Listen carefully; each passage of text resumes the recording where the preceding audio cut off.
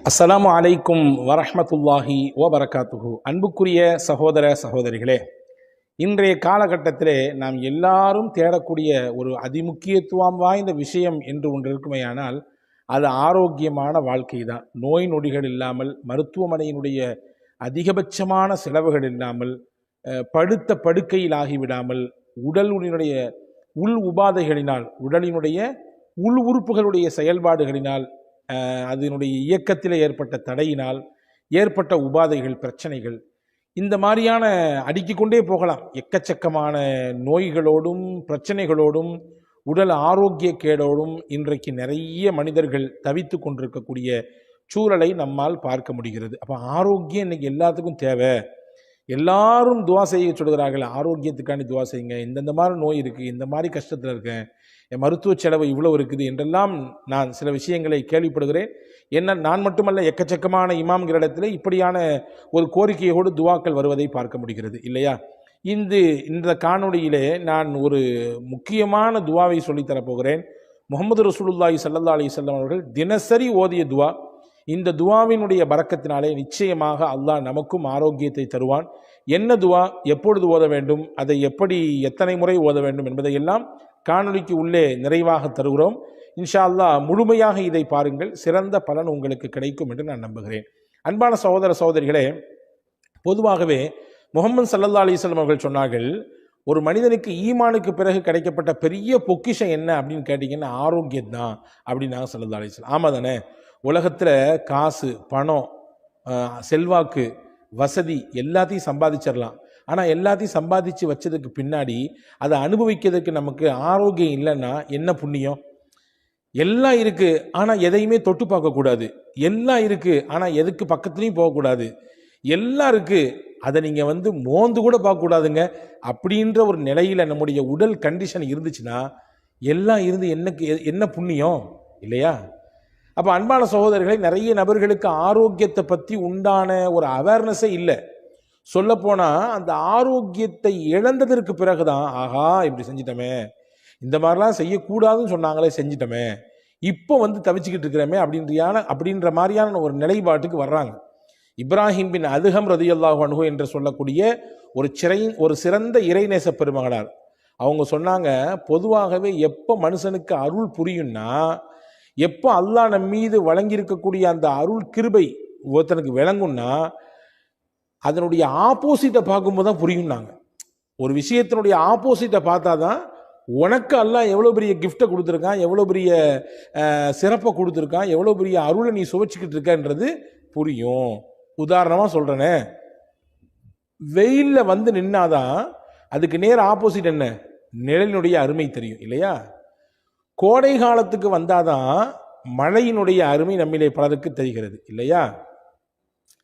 அதே மாதிரி இழப்புக்கு வந்தாதான், இழப்பின் சமயத்தில் தான் நம்ம லாபகமாக இருக்கும் பொழுது ஏற்பட்ட நிலைப்பாட்டினுடைய உண்மைத்தன்மை நிறைய நபர்களுக்கு புரிய வருது. அதே மாதிரி தான் நோயினுடைய வாசலுக்கு வந்தாதான் ஆரோக்கியத்தினுடைய அந்த விலை மதிப்பற்ற சூழல் நமக்கு புரிகிறது. எனவே அன்பான சகோதரர்களே, நாம் ஆரோக்கியத்தை இழந்து விட்டோமே, இப்படி ஒரு நோயில் இருக்கிறோமே, இப்படியான ஒரு மருத்துவ செலவோடு டெய்லி கடந்து போராடிட்டு இருக்கிறோமே, இதுக்கெல்லாம் ஒரு விடிவு காலமே வராதா? இதுக்கெல்லாம் நமக்கு ஒரு சரியான ரூட்டே கிடைக்காதா என்பன போன்ற அந்த அவநம்பிக்கையோடு இருப்பதை முதலில் நீங்கள் கைவிடுங்கள். நிச்சயம் எல்லாத்துக்கும் தீர்வு இருக்கு. தீர்வு இல்லாமல் இல்லை. ரசூலுல்லாஹ் சொன்னாங்க, எந்த ஒரு நோயாக இருந்தாலும் அதற்கும் அல்லாஹ் ஒரு மருந்தை வைத்திருக்கிறான். மருந்தில்லாத நோய்களே இல்லை. எனவே எல்லா நோய்க்கும் மருந்துண்டு என்று நம்புங்கள். வெளியிலிருந்து உட்கொள்ளக்கூடிய மருந்துகள் எப்படி அவசியமோ அதே போன்றுதான் ஆன்மீக மருந்தும் அவசியம். நம்முடைய மனதிற்கு, நம்முடைய திடமான உறுதியான எண்ணத்திற்கு, நம்முடைய தன்னம்பிக்கைக்கு, இறை நம்பிக்கைக்கான ஒரு மருந்து தான் ஆன்மீக மருந்து. அது குர்ஆனும் முஹம்மது நபி ஸல்லல்லாஹு அலைஹி வஸல்லம் அவர்கள் கற்றுத்தந்தது. அதை தான் இன்றைக்கு நான் சொல்லித்தரப் போகிறேன். பெருமானார் ஸல்லல்லாஹு அலைஹி வஸல்லம் அவர்கள் தினசரி ஓதுவார்கள் ஒரு துவாவை. ஹதீஸில் வந்திருக்கிறது, அபூதாவுதில் இந்த ஹதீஸ் இடம்பெற்றிருக்கிறது. அதே மாதிரி அஹமது ஷரீஃபில் இந்த ஹதீஸ் இடம்பெற்றிருக்கிறது. ரசூலுல்லாஹி ஸல்லல்லாஹு அலைஹி வஸல்லம் காலையிலும் மாலையிலும் 3 தடவை இந்த துவாவை ஓதுவார்கள். நீங்கள் கவனிச்சுக்கணும், நோயாளிகளாக இருக்கக்கூடியவங்களும் சரி, பிரச்சனையோடு இருக்கிறேன், இந்த மாதிரியான ஒரு அறுவை சிகிச்சை இருக்குது, அல்லது இந்த குறிப்பிட்ட நோயில் நாள்பட்ட நோயில் நான் கடந்து நொந்துக்கிட்டு இருக்கிறேன், வலியோடும் வேதனையோடும் புறக்கணிப்புகளோடும், ரொம்ப பெரிய வலி அது. நம்மளை புறக்கணிக்கிற ஒரு சூழல் இருக்குத, அது பெரிய வலியை தரும். இப்படி பல புறக்கணிப்புகளையும் வலிகளையும் வேதனைகளையும் இந்த வாழ்க்கையில நான் சந்திச்சுக்கிட்டு இருக்கிறேன். சில நேரங்களில் இப்படியும் சில நோயிலே கிடப்பவர்கள் யோசிக்கிறது உண்டு. ஆனால் அந்த யோசனை சரியானதுன்னு நான் சொல்ல மாட்டேன். இப்படி கடந்து தொலைகிறதுக்கு போய் சேர்ந்துடலாமே, மொத்தமாக அல்லாட்ட போய் சேர்ந்துடலாமேன்னா நினைக்கிறது உண்டு. ஆனால் அப்படி நினைக்கக்கூடாது. அதை நான் ஆதரிக்கவில்லை. அல்லாவிடத்திலே ஆரோக்கியத்தை கேட்க வேண்டும், அல்லாவிடத்திலே நிவாரணத்தை வேண்ட வேண்டும், அல்லாவிடத்திலே இந்த நோய்க்கான தீர்வைத்தா அல்லாஹ் என்று கேட்க வேண்டும், அல்லாவிடத்திலே ஷிஃபாவை கேட்க வேண்டும்.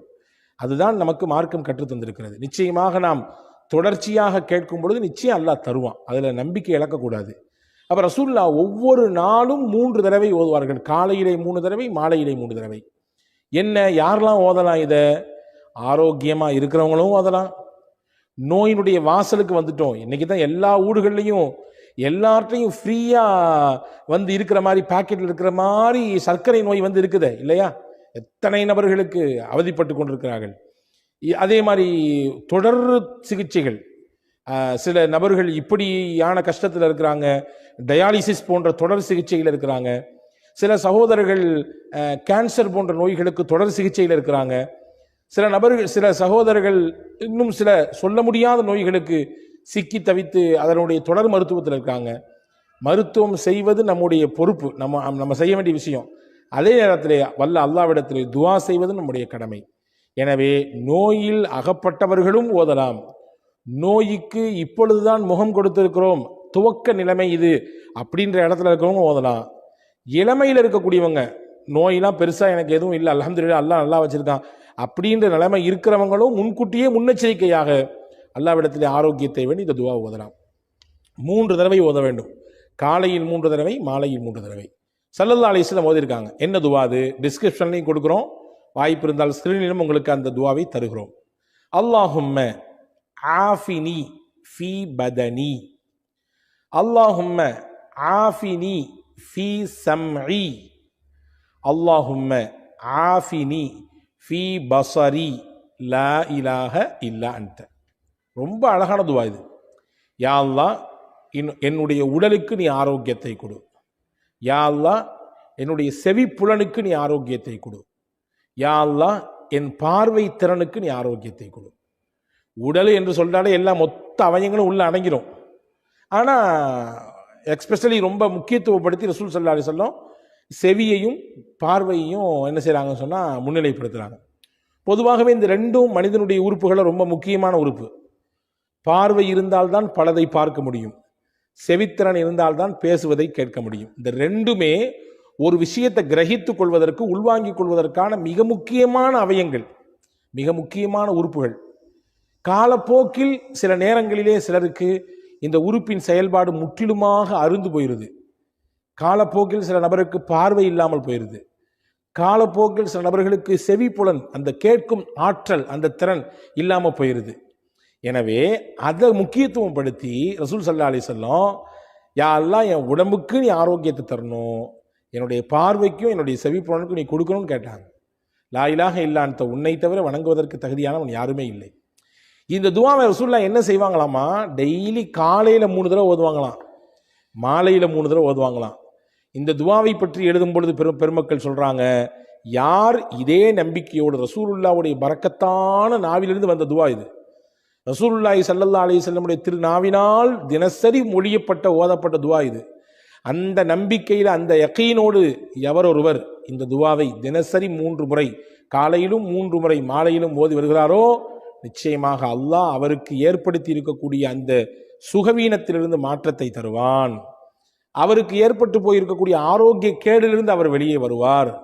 எதிர்காலத்தில் அவருக்கு ஒரு ஆரோக்கிய கேடு அல்லது உடல் சுகவீனம் அல்லது இந்தந்த மாதிரியான ஆரோக்கியத்தில் பிரச்சனை என்று இருக்குமே ஆனாலும் கூட இந்த துவாவின் பரக்கத்தை கொண்டு வல்ல அல்லாஹ் அதையும் தடுப்பதற்கு வல்லமை மிக்கவன் என்று எழுதுகிறாங்க. எனவே அன்பான சகோதரர்களே, அருமை சகோதரிகளே, தாய்மார்களே, இந்த துவாவை நீங்கள் எழுதி எடுத்துக்கொள்ளுங்கள்.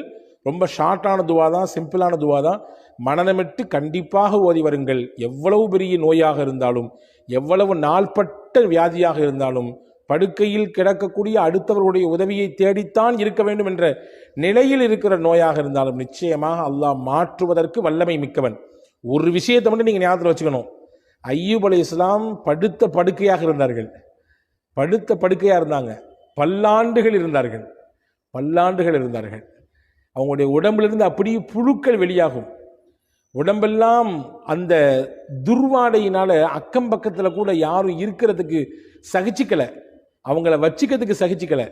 ஊரை விட்டு வெளியே அனுப்பிட்டாங்க. அவுட்டரில் போய் நீங்கள் இருங்கன்னு சொன்னாங்க. அவ்வளவு நோய். அப்போ நீங்கள் பார்த்துங்க, அதை மாதிரிலாம் நமக்கு எல்லாம் நோய் தரலையே.